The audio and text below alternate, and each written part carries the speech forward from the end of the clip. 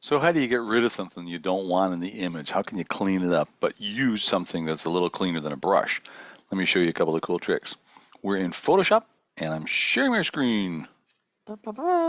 So here we are. There's a picture of me and my sweet wife on our honeymoon. No, it's not me. Doesn't look very much like me at all, does it? Actually, it's a very low res picture I just grabbed.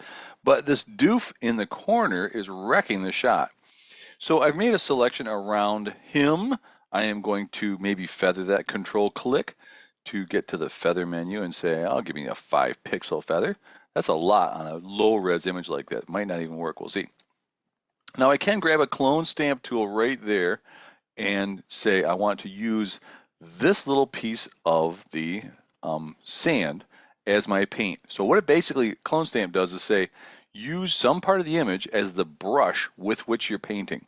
So if I said I'm going to use this piece of sand right here, option click or alt click, and then come back over here and start painting, notice I'm painting with this little piece of sand over here. I may have to go back and get some more because in a second, there he is again. You see what's happened? His foot's growing out of his head. Um, what happened is I got far enough over here that I started painting with him. So made it better, but it's not completely gone yet. So that's one way to do it.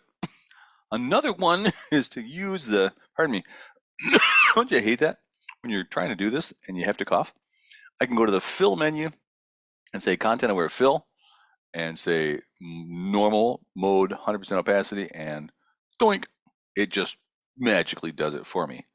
If I want a little more control than that, I can get into the edit, fill, content aware fill menu right down here.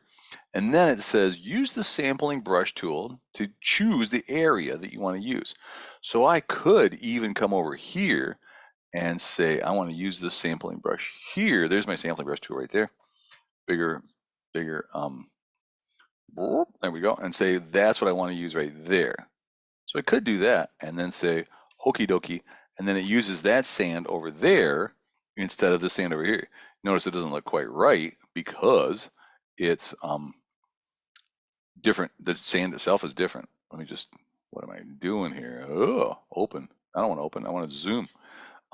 So I would recommend that first method that I tried there, or do a sample from a place that's closer to that.